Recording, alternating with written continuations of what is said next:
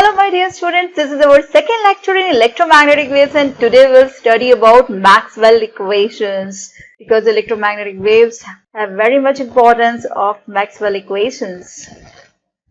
Maxwell was a scientist that introduced the concept of electromagnetic waves. So whenever we start studying electromagnetic waves, first of all we begin with Maxwell equation because Maxwell was a scientist who gave the mathematical expression of the existence of the electromagnetic waves, and it is very beautiful that he gave 4 equations. Always remember students that Maxwell the scientist gave 4 equations which we call as Maxwell's 4 equation. These are the coupled equation in electric field and magnetic field because electromagnetic wave is made up of electric field and magnetic field. So 2 equations for electric field and 2 equations for magnetic field. So we call these 4 equations as coupled equations for electric and magnetic field. So this is in total a set of 4 equations which involves electric field and magnetic field, which we call as Maxwell equation. And mathematically these equations, they express all the basic laws of electromagnetism. We have studied electromagnetism, that whenever there is an electric field then there is a magnetic field associated with it, and similarly if there is a changing magnetic field then there is an electric field associated with it. So these 4 equations gives all the concepts of electromagnetism. So we will study these 4 equations in a very simple way. We will first write down 2 equations for electric field and then we will write down 2 equations for magnetic field, and then we will arrange them in order so that you will always remember in the order. So first of all we'll study 2 equations for electric field. The first equation is that if we take the line integration over a closed surface for electric field, E dot dA, that is the surface integration of electric field, is equal to Q upon epsilon naught. This is, we know very well, this is our Gauss law for electricity. Now second equation is the line integration. This is the surface integration and the second equation is the line integration. So if we take the line integration of the electric field, then this is equal to minus d phi b upon dt. That is the electric field produced is in the negative direction of the change of magnetic flux. This is Faraday law of electromagnetic induction. So these 2 laws we have already studied in 2 different units, Gauss law in the very first unit and Faraday's law in the electromagnetic induction unit. So this is just the mathematical representation of Gauss law and this is the mathematical representation of Faraday law for electromagnetic induction. So these 2 laws are not new for us, but this is only the mathematical expression for these 2 laws. Here we will have taken the surface integration. Here we have taken the line integration. Now we'll write down next 2 equations for magnetic field. First we will take the surface integration as we have taken for the electric field. Now we'll take the surface integration for the magnetic field. So if this magnetic field is integrated over a closed surface, then it is always equal to 0. This is again the Gauss law for magnetism, or this is also known as that there is no existence of magnetic monopole. Now in the second equation for magnetic field, we have to take the line integral as we have taken for the electric field. So here we will take the line integral of the magnetic field B dot dl. Then this is equal to mu naught I, the sum of conduction current, plus the sum of displacement current we have just derived in the lecture. So this is mu naught epsilon naught d phi E upon dt. So this is the only modification we have learned in the unit of electromagnetic waves. Otherwise this 1, 2, 3 and 4 laws are already known to us. This is Gauss law for electric field, this is Faraday law for electromagnetic induction, and this is Gauss law for magnetic field, or no existence of magnetic monopole. So this we normally define as Ampere's law, but this term is already defined by Ampere's law, and this modification, this term was added by Maxwell. So in combination this is known as Ampere's Maxwell law. So now we have written 4 equations. This is our equation for electric field, surface integration, electric field line integration, magnetic field surface integration and magnetic field line integration. So first we give preference to surface integration. So first equation will be surface integration of electric field. Second equation will be the surface integration of magnetic field. Third equation will be the line integration of electric field, and fourth equation will be the line integration of magnetic field. So these are four Maxwell equations: 1, 2, 3, 4. First, surface integration of E, surface integration of V, line integration of E, and line integration of V. So now you will never forget the order of Maxwell's four equations. So if you can quickly write it down again. Yes, of course we can. Let us write them down all again. So first of all, I am mentioning the number 1, 2, 3, and 4. So just try to write them down and comment me in the comment box how many of you are able to write them without looking into your notebook or without going into the lecture. If you are able to write them down at your own, please comment yes in the comment box. So here we will have the surface integration of electric field. This is what? Gauss law. So this is equal to Q upon epsilon naught. Then again the surface integration of the magnetic field. This is Gauss law for magnetism and no magnetic monopole exists. So this is equal to 0. Now we have to take the line integration of electric field. And this is law of electromagnetic induction, Faraday law of electromagnetic induction. And fourth equation is line integral of magnetic field. That is mu naught I conduction current given by ampere plus mu naught given by Maxwell displacement current epsilon naught d phi E upon dt. So now these four equations should be on your tip, students. This is Gauss law for electric field or electricity. This is Gauss law for magnetism. This is Faraday law of electromagnetic induction, and this is Ampere Maxwell equation. So just follow a simple rule that first two are the surface integration of E and B, and next two are the line integration of E and B. And if you write down the mathematical equation, then simply you can name.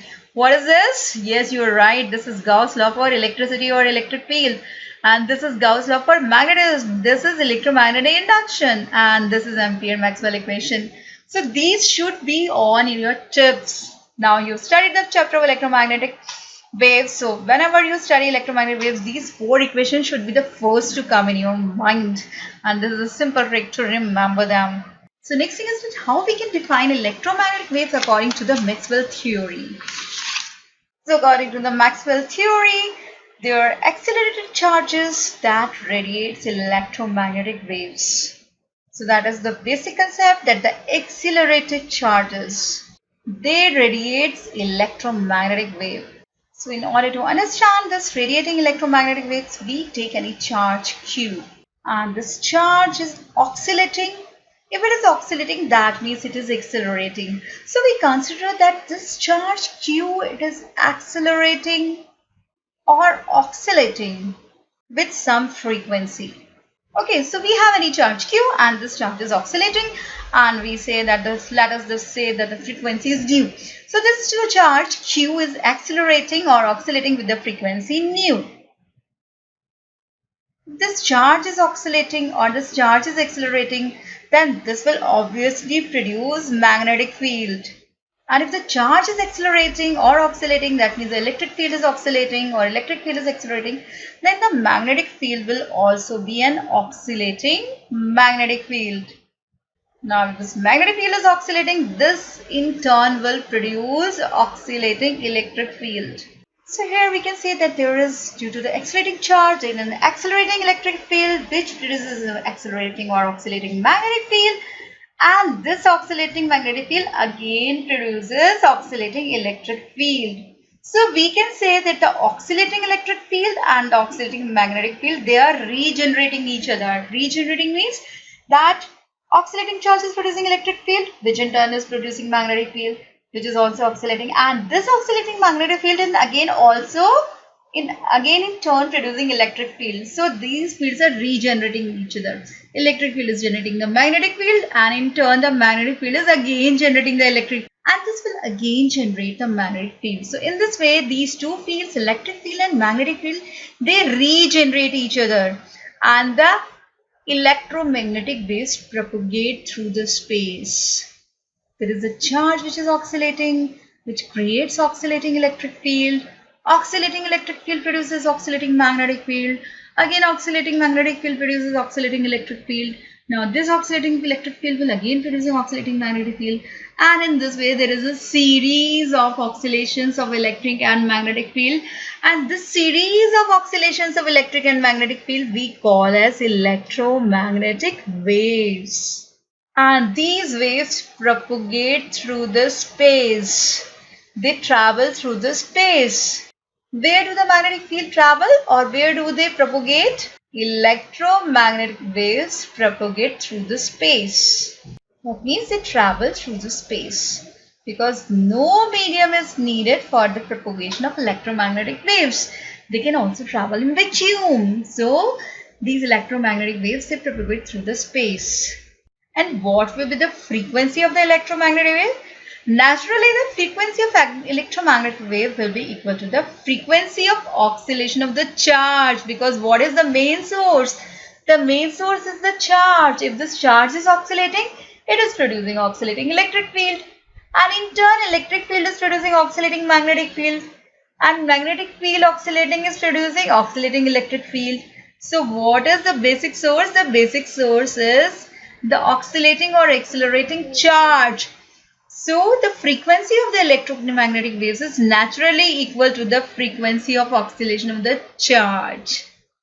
Okay, so now it is clear that electromagnetic waves will have the same frequency as the frequency of the oscillating charge, which we have taken as nu. So the electromagnetic wave will have the same frequency as the frequency of the charge. Now let us come to the energy. Where this electromagnetic wave will get energy from? The energy they will also take from this oscillating charge. That means the energy associated with the propagating wave, which comes at the expense of energy of the source. What is the source?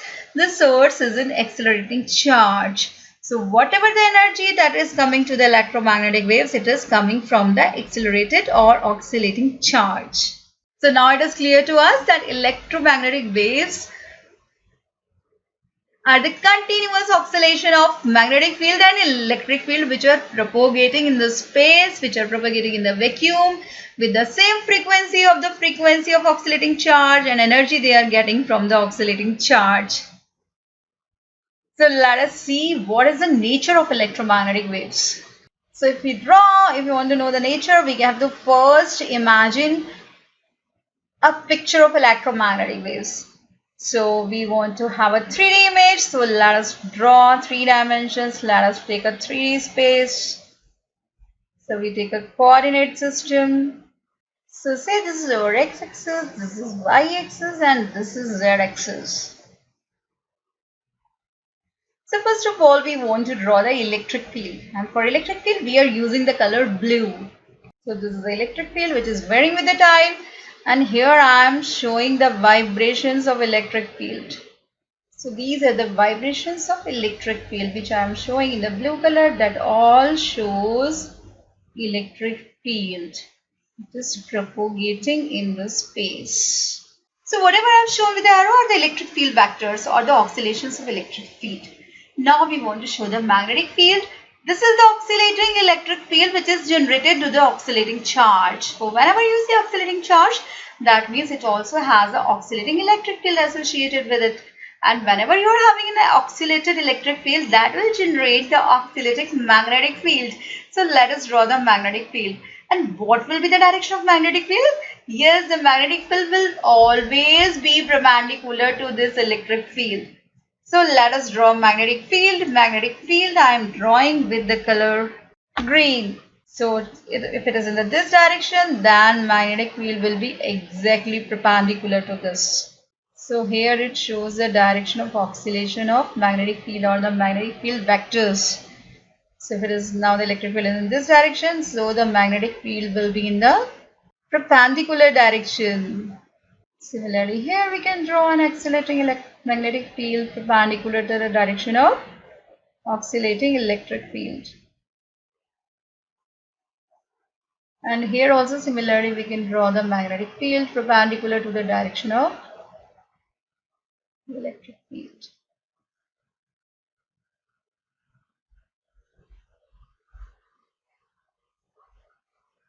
So from this diagram, we can say that the electric field is along x direction because it is in the positive x direction as well as in the negative x direction. The oscillations are in the are along the x direction, positive x and negative x. And what is the direction of magnetic field? Magnetic field is always perpendicular. The oscillating magnetic field is always perpendicular to the oscillating electric field. So here you can see that this is along y direction. You can see the vibrations along y direction, positive y and negative y direction.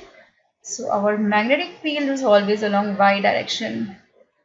And what is the direction of Z? As you can see that this oscillating electric and oscillating magnetic field which are mutually, means which are always perpendicular to each other. E and B are always perpendicular to each other. And being perpendicular, they are progressing in which direction? They are going in which direction? Yes, they are progressing in Z direction. So Z direction or Z axis is the direction of propagation of wave. This wave we call as electromagnetic waves because it has oscillating electric and magnetic field associated with it. So this is the direction of propagation of electromagnetic wave. So what we see from this diagram, that there are perpendicular oscillating and magnetic field and they are progressing along the Z direction. That means these three directions are mutually perpendicular to each other. Electric field is perpendicular to the magnetic field and the direction of propagation of wave. Magnetic field is also perpendicular to the direction of electric field and direction of propagation of wave. And the direction of propagation of wave is mutually perpendicular to the electric and magnetic field. So there are three things and these three things are perpendicular to each other. What are these three things? Oscillating electric field, oscillating magnetic field and the direction of propagation. So whatever you take the direction, it is okay, but these three should be always perpendicular to each other. So what we can say, because here we have drawn our electromagnetic wave. This is how we represent the electromagnetic wave in a plane. So we can say that this is simply a plane where the electric field has a vibration in only x direction. Magnetic field is having vibration only along the y direction. So the vibrations are confined in a single direction. This we call as polarized because the electric field may vibrate in all the directions. Magnetic field may vibrate in all the three directions, but always perpendicular to the other two. Just always remember, if you take the example of electric field, like here we have shown the electric field in x direction. So the magnetic field is in perpendicular and the propagation is always in the perpendicular. Now after some time the electric field changed the direction. Here we have shown it in a plane only, it is a plane polarized. But actually after some time electric field changes the direction. Say for example electric field start vibrating in the y direction. Then the magnetic field vibration and the direction of propagation will always be perpendicular. Say we can say that now the magnetic field may be in the x direction and propagation will be along the z direction. Now suppose after some time the electric field start vibration along the z direction. So the electric field will be always perpendicular to magnetic field and propagation. So we can say that this is a plane or a linear polarized electromagnetic waves which is propagating in the z direction. Electric field is along x-axis. It is varying sinusoidally with z. At a given time, magnetic field B is along y-axis, which is also varying sinusoidally with respect to the z direction. Electric and magnetic fields are Ex and By as we have shown. These two are perpendicular to each other and also perpendicular to the direction of propagation of wave. So if you want to write down the equation of electric and magnetic field, how we will write? We can write down the equation for electric field as Ex. Say E naught is the maximum amplitude. Now this is a sinusoidal wave, so we can write down sine kz minus omega t. Because with respect to time it is varying and it is varying along the z direction. Similarly, we can write down the magnetic field which may have the amplitude of B naught and this is also sinusoidally varying along the z direction and with the time t. The k is the wave vector because this is the wave and wave vector we define as 2 pi by lambda. And omega is the angular frequency and k is the wave vector. We also call it as a propagation vector. And if you want to calculate the speed of propagation, then v is equal to omega upon k. And this is always standard for the waves. Always remember that this is standard for the waves, because we know that electromagnetic waves can also propagate in the space. So their velocity is equal to c, whatever propagate through the space. Our light is also in electromagnetic waves, and light, the velocity of light is c. So all the electromagnetic waves, they travel in vacuum, so their velocity may be considered as equal to the velocity of light in free space. Now we want to calculate this v. How we got this expression v is equal to omega upon k? Let us calculate. We have just calculated that we know that omega is the angular frequency and omega is given as 2 pi nu, where nu is the frequency of oscillation. And also the wave k is equal to 2 pi by lambda. We have just studied. So from here, if we calculate the lambda, then lambda is equal to 2 pi upon k. From here we can write down nu is equal to 2 pi upon omega. And we also know that c is equal to nu lambda. So we can write down nu is equal to c upon lambda. So it implies c upon lambda is equal to nu is equal to omega upon 2 pi. And we also know c is equal to nu lambda. So from here we get nu as c upon lambda is equal to omega upon 2 pi. Now put the value of lambda. So we have c upon 2 pi into k is equal to omega upon 2 pi. So 2 pi cancels out and we have c is equal to omega upon k. So this is the velocity with which the electromagnetic waves propagate. So we always consider the velocity equal to the velocity of light in free space, and the expression is given by omega upon k. And from electromagnetic equations, we can write down that the magnetic field and electric field are related as B naught is equal to E naught upon C. So we can say that the oscillating electric field is producing the magnetic field, and the oscillating magnetic field is producing the electric field, and these two mutually perpendicular fields are oscillating in the free space. So first of all, we are having oscillating charge, which we can say as oscillating electric field. This oscillating electric field is producing oscillating magnetic field in the perpendicular direction. So they regenerate each other. That means whatever the oscillation of the electromagnetic waves, they are self-sustaining. They are built by themselves by the electric and magnetic field in the free space.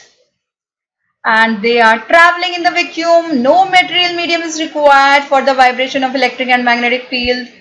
And as we have calculated, they are moving with the velocity of light, which is given as v is given by omega upon k. So c is equal to omega upon k, or omega is equal to c into k. This is an important relation formed from the Maxwell equations, that omega is equal to c into k, where omega is the angular frequency, c is the velocity with which the electromagnetic waves are propagating, and k is the wave vector. So this is from the Maxwell equations. And here the value of c is given as, because c is the velocity with which all the electromagnetic waves propagate, which is also equal to the velocity of light. We all know the value. C is equal to 3 into 10 to the power 8 meter per second. For example, we can take this is the velocity of light in vacuum. So light is also an electromagnetic wave. So we can generalize that all the electromagnetic waves, they move with the velocity of c. And c is given by the relation c is equal to 1 upon under root mu naught epsilon naught. We are very much familiar with these two terms. Mu naught is the permeability of the free space, and epsilon naught is the permittivity of free space or vacuum. So this is when electromagnetic waves are propagating, because electromagnetic waves do not require, always remember that there is no medium needed for the propagation of electromagnetic waves. And if you want to remember easily, you can correlate electromagnetic waves, because light is also an electromagnetic wave. So light does not need any medium. Light can travel through free space or vacuum, and light travels with the velocity c, very much familiar value of c. So all the electromagnetic waves, they can propagate through the free space, and the value of C is given by this relation where mu naught is the permeability of free space and epsilon naught is the permittivity of free space. Similarly, we can define any other velocity V when they are propagating in any medium. So if there is any medium, then this permeability will be the permeability of the medium mu naught will convert to mu, and for any other medium this epsilon naught will convert to epsilon. So this mu is the permeability in any medium, or for the medium in which the electromagnetic wave is propagating, and epsilon is the permittivity of the medium through which our electromagnetic wave is propagating. So the formula is same. Here it is in the free space, then we call the velocity C. If it is in the medium, then this formula we use and the velocity becomes V. So if we found out the relation C upon V, then this comes out to be, put the value of C, this is 1 upon under root mu naught into epsilon naught, and this is V. So this will be 1 upon under root mu into epsilon. So this comes out to be under root of mu epsilon upon mu naught epsilon naught. So mu upon mu naught is mu r, relative permeability, and epsilon upon epsilon naught is epsilon r, relative permittivity. So this is the value of C upon V. This is equal to under root mu r into epsilon r. And what is C upon V? If you go into the optics, then C upon V, the ratio of velocity in free space to the ratio of velocity in some medium. This is known as the refractive index, which we sometimes represent as eta or sometimes we represent as an. But this is the refractive index. So either you use the symbol an or you use the symbol eta, but this is refractive index of the medium.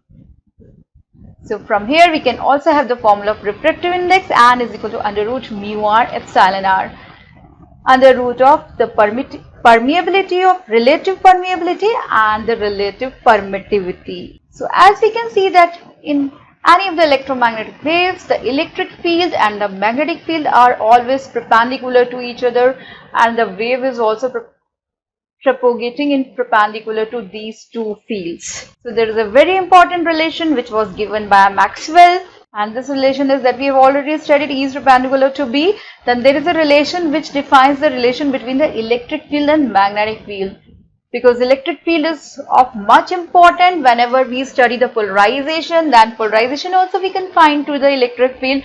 So just remember that electric field is more important, and it is given by B into C. Electric field is magnetic field multiplied with the velocity C. This is a very important relation whenever you are studying electromagnetic waves. And if you go to the higher order of physics, when we study the polarization of electromagnetic waves, then in the equation also we can derive this relation. We write an equation for electric field, then we write an equation for magnetic field, and then we get the relation E is equal to B into C. Electric field is equal to magnetic field multiplied with the velocity. But for school level, you can just remember this, that E is more important. Even the polarization also we consider for electric field. We do not consider any polarization for the magnetic field. So the electric field is more important. So the electric field is equal to B into C, because electric field is always bigger. Just remember in this way that electric field is always bigger. So if there is magnetic field, then you have to multiply magnetic field with something, then only you will get the electric field. So E is equal to B into C. This is a very important relation for electromagnetic waves that was also given by Maxwell. Now, since electromagnetic waves carry energy with them, they also carry the momentum, because whenever there is an energy, there is a momentum. So there is always a momentum associated with the electromagnetic waves, and they also exert a pressure. This pressure we call as radiation pressure, and the formula for radiation pressure is given as P is equal to E upon C or U upon C. This is the formula for momentum, and this is also the formula for the radiation pressure. So now we will derive them one by one. First of all, we will derive the momentum, and then we'll derive the radiation pressure.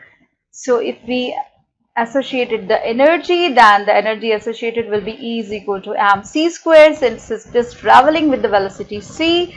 So this may be written as, we can write it in two parts, c square may be written as c into c, and this is mass into velocity, and mass into velocity we know always is equal to momentum. So this is p into c. So from here we can get P is equal to E upon C, because P is the momentum here. So we can say that if there is energy associated with the electromagnetic waves, then there is also momentum associated with this electromagnetic waves, and the momentum is given with the formula P is equal to E upon C. So here P is the momentum associated with the electromagnetic wave, E is the energy, and C is the velocity with which electromagnetic waves are propagating. Now we'll derive formula for the radiation pressure. So if we want to write on for the radiation pressure, then we can write on P is equal to E upon C, that we have already derived. Now we can write on P is equal to m into V, which is equal to E upon C. Now this is the mass, and the velocity may be written in terms of acceleration into time, because v is equal to a into t. So this velocity we have written as acceleration into time. This is equal to E upon C. Now this m into a, mass into acceleration, is always force. So we have force multiplied with time is equal to C is equal to E upon C. Then we have, so we have F into T is equal to E upon C, or we can write down the force is equal to E upon C into T. Now if we have the force, then we can easily calculate the pressure, which is due to the radiation, so it is called as radiation pressure. Then pressure is force per unit area, so we can divide this equation both sides with the area. So this is, say, area, and here also we can divide it with the area. So from here, force divided with the area will be the pressure P, which we call as the radiation pressure, and this is equal to E upon C multiplied with time and area. So if we take this time as unity, as 1 second, and area also as unity, that is 1 meter square, then the pressure will be equal to, the radiation pressure will be equal to E upon C.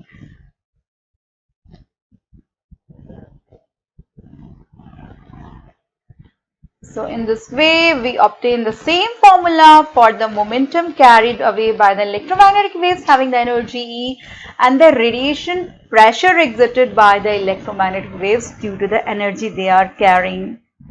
Now we know the momentum, we know the frequency, we know the radiation pressure, so we can also calculate the energy density of electromagnetic waves. So energy density is very easy to calculate, because as we know that the electromagnetic waves are the sum of electric field plus magnetic field. So if we know the energy density corresponding to the electric field and the energy density corresponding to the magnetic field, then we can simply take the sum of, we can add them up, and we will have the total energy density of any of the electromagnetic waves. So the energy density of the electric field is given by the formula epsilon naught E square upon 2, or half epsilon naught E square.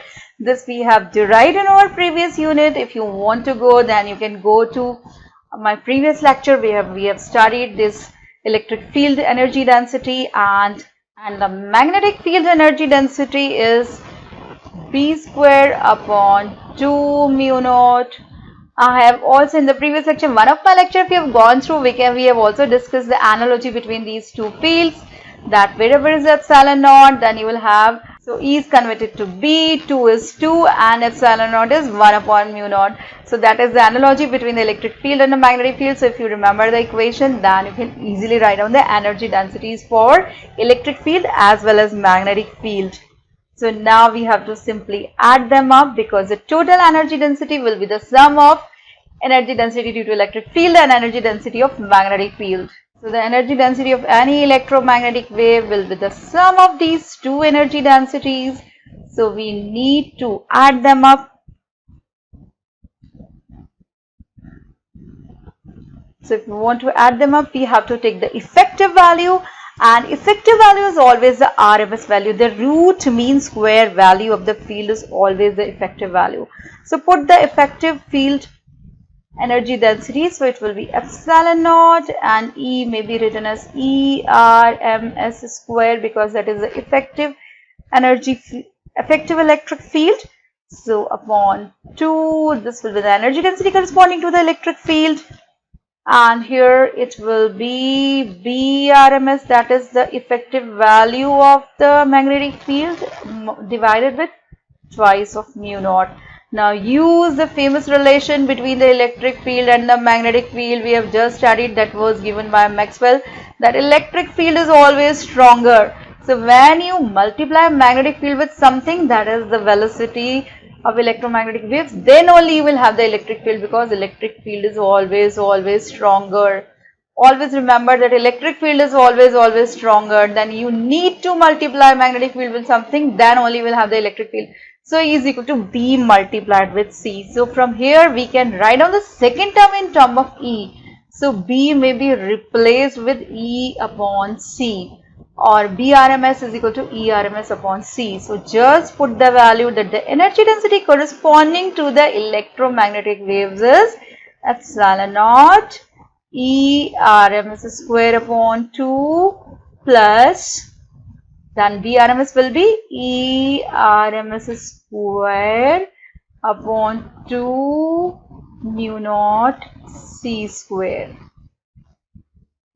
Right, so this is the value. So again we know the value of C in terms of mu naught epsilon naught, because we know C is equal to 1 upon under root mu naught epsilon naught. So we can substitute the value of C from here.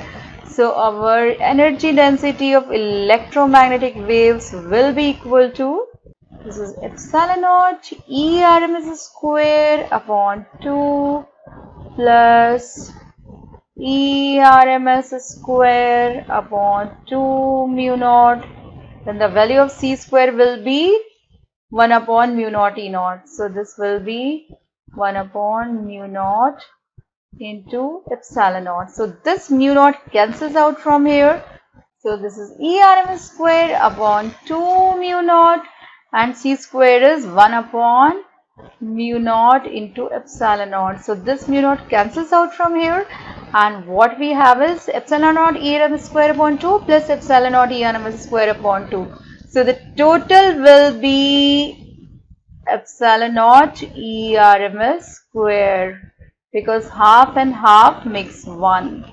So this is epsilon naught ERMS square upon 2. This is half epsilon naught ERMS square plus half epsilon naught ERMS square. So this is 1 epsilon naught ERMS square. So that is the energy density corresponding. So this is the energy density corresponding to the electromagnetic waves. So we write it down as this is the energy density of electromagnetic waves. Now next we want to study is the intensity of electromagnetic waves. So the formula of intensity, as we know, that is power per unit area. Whatever is the power per unit area is known as intensity. So P here is power and A here is area. So if we take any of the certain area, say we can take any of the rectangular box through which our electromagnetic waves are propagating. This is any of the box, and these are our electromagnetic waves. Say these are propagating through this rectangular box like this. Then we can calculate the intensity by using the same formula. Intensity is equal to power over area, or power upon area. And we know that the power P is defined as E upon T. Power is energy per unit time. So we can substitute the value of P here. So we have our intensity I is equal to P upon A, and P is equal to E upon T. So this is E upon T into A. And as we know that the energy they are carrying, because if you consider, say, for the light waves which are in electromagnetic waves, so the energy of each photon is h nu. because light consists of photon and the energy of each photon is h nu. So if you consider any light wave, that means it is having a number of photons. Say the number of photons is n. So the energy corresponding to this electromagnetic wave will be nh nu. H nu is the energy of single photon and n photon will have the energy n into h nu. So put this value, this is nh nu upon T into A. So this is how we can calculate the intensity. And next thing is the direction of propagation of electromagnetic waves. So in electromagnetic waves, we have three things. We have the electric field, we have the magnetic field, and we have the direction of propagation. So always remember that these three are always perpendicular to each other. So if you want to calculate the direction, then you have to take a cross product of E cross B. E cross B will always give you the direction of the propagation. Then the direction is B cross E. So if you take the cross product of B and E, then that will always give you the direction of propagation of electromagnetic waves. So are there some other examples of electromagnetic waves beside light? Yes, we have a whole range of electromagnetic waves, and this we have divided according to their wavelength, according to their frequency. So we have a spectrum of electromagnetic waves which we call as electromagnetic spectrum. So in the next lecture we will study about the electromagnetic spectrum. That's all for today. Thank you for watching this lecture and keep studying from my lecture, and whatever new you want to discover and whatever difficulty you are having and whatever you find interesting, please keep commenting, like and share and subscribe to my channel. Thank you.